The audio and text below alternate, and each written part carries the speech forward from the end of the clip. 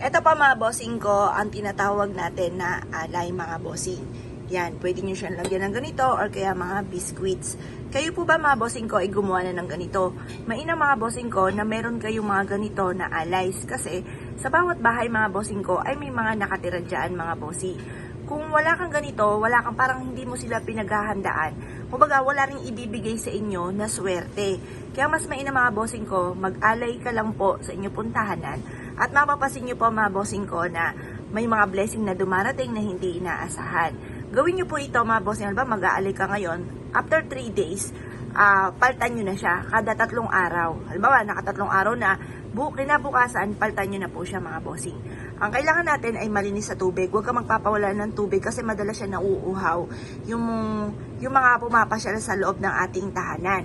Tapos, lagyan nyo rin siya ng tsokolate kasi yung mga yan, lalo na yung mga hindi natin nakikita na maliliit, mahilig sila sa mga tsokolates.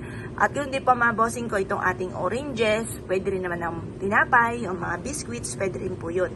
Ang sabi nga po nila, once may nakahanda ka para sa kanila, kumbaga pinaglalaanan mo sila, or itinatapon, di ba, na sabi ko nga po sa inyo sa bigas, kailangan meron kang palabis, itatapon nyo, ang tawag doon sa amin sa Batangas, may ipagtatapon. Pero hindi itatapon ha, yung lang ang tawag sa parang may palabis ka.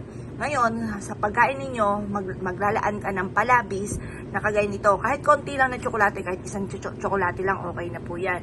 Tapos, isang biscuits, or kaya po itong orange, tapos itong tubig. Tapos, makalipas sa 3 araw, ika-3 araw, naka-3 araw na, yung ika-4 ng umaga, paltan nyo po siya. Yan. Ito po mga bossing, magwi-wish ka. Sabihin nyo po, ang alay na ito ay para sa mga good fairies, sa mga bumibisita sa amin, sa mga tao na hindi ko nakikita dito, sa mga espiritu na hindi ko nakikita. Alay ko ito at bigyan mo ako ng maraming blessing. Ganun po mga bossing. Basta mag-wish ka na ng lahat ng gusto po ninyo. Na pagkalooban kayo ganito, mag-wish ka pa rin. Pagkalooban kayo ng ganito, magkaroon kayo ng maraming pera, hindi ka na lagi namumblema sa pera, bigyan kayo ng swerte, ganun po mga bossing.